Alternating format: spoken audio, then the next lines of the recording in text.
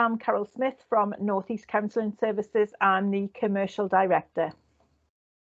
Hello, I'm Marjorie Hunter from North East Counselling Services, Founding Director and CEO.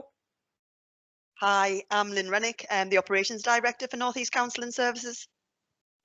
So today we thought, because Mental Health Awareness at Work Week's coming up on the 15th of March, today we thought we'd just have an initial discussion about mental well-being in the workplace and why it's so important. And one of the things that we said is we've all probably experienced working in places where our mental health was affected by work for whatever reason. Okay, thanks, Carol. I think just tying with that, we're all managers here and we have a responsibility to staff, and obviously being in mental health services, we're very, very aware, acutely aware of what that means. I think for me, I could probably bring examples of when I've been really unhappy at work. I've been unhappy at work, not because of the work I was actually doing or the clients or anything like that, but it was a couple of things. One of the things I found was, as I grew and developed and got older, the culture of the environment I was in didn't fit me anymore, and I felt right out of kilter, and I didn't really appreciate, I didn't understand what it was I was feeling. I felt out on a limb or like a fish out of water. It was a funny kind of feeling, but I was really, really unhappy, and I did have to go to the doctors about it, but I didn't actually go on. Did you speak to somebody at work about it? I didn't ever speak to anybody at work about it. I went to the doctors about it. Right. And I spoke to a doctor, and the doctor was great. I didn't get an opportunity of medication or anything like that, and I didn't want that. I just wanted somebody to talk to. But I think me learning from that, just getting it out in the open, getting it on the table, there was just a clarity there of thought. I either had to stay and sort it, or I had to leave. So then there were my options. So once then you've got an option to choose from, you pick one or the other, and then I was going to do something about it. It's really difficult, isn't it? I think it is, yeah. I've had, I think obviously a big part of my role is managing people, and I think I try to pay a lot of attention to how people are feeling and try to create those opportunities for people to talk about how they're feeling. I think this last lockdown has had a massive impact. Totally. I think it's really difficult for our counsellors, because obviously our counsellors are counselling a lot of people who've been affected by the lockdown, and actually they're going through it themselves. So they're really dealing with some of the challenges and issues that they're feeling themselves, which I think is hard.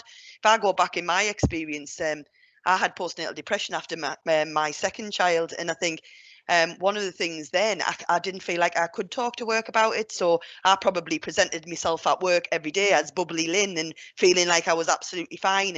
But it was all really, it was like an act. It was almost like I was being an actress in my own day-to-day life, and then got home and was absolutely left exhausted. And I definitely didn't feel like I could talk to my managers about it. Now, that was a long time ago. It was probably over 20 years. And I'd like to think that things have got a lot better since then. But I still think there's a lot of work to do to let managers, really sort of, enable managers to see how important it is. I ended up having to have quite a period of time off work, because I did end up going to GP and did need a lot of time to kind of build myself up again. But I think if someone had actually asked us, like, are you all right? Are you yourself? Or I was working in an environment where I could have actually just sort of reached out, I actually don't know if I would have needed any time off, because actually if I'd got the help I needed while still being in work, I don't think it would have come to a head in the same way. It's funny because there's been some research done by, I think it's the Chartered Institute of Personnel and Development, that shows that if people feel supported by their manager, they either take less time off work or they stay in work. They don't actually take the time off at all. And I think part of that is because you can talk to somebody, because it's not hidden away. And there's times when I've said, oh, I've got a bad stomach or something, when I really just couldn't face going into the workplace because I just wasn't feeling great. And I've had the experience from both ends where I've been in a company where you couldn't even put depression down on your sick note, because that would be a sign that you were too weak and you would be sacked. And obviously the experience I had since I've worked at NECS, where they couldn't have been more supportive. And I never took any time off work because the support was there and I knew that I could talk freely about it, and people wouldn't think any less of me. And I think that's sometimes what happens, isn't it? You worry that people will think you're weak, or they'll think less of you because of it. Can I just say something as well?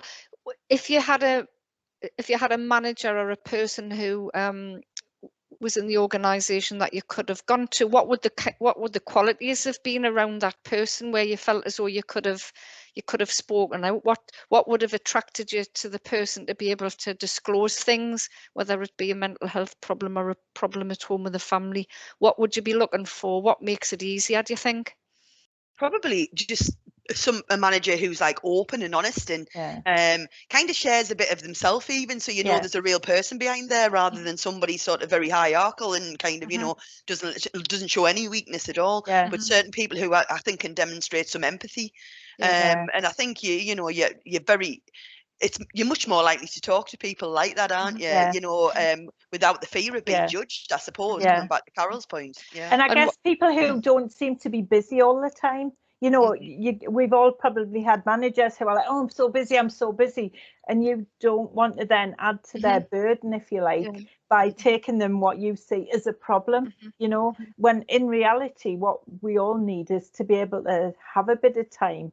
And, you know, but if you go in to see somebody and they're typing away and they're not really listening to you, you're not likely to talk to them. No, you just walk away, don't you? And I think it's so important when people are reaching out like that, because you kind of often know, you know, if someone's hovering at the door, or, you know, and actually if you shut them out at that point, like they may never come back to you again. So I think you do have to really spot those signs, don't you?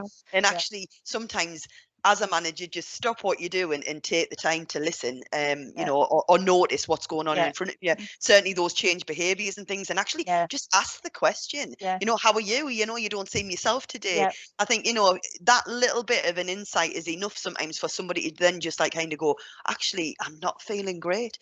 But then it's a burden lifted because they've actually just shared a bit, you know, a bit of information with you. Do you think managers worry about being told something they don't want to hear?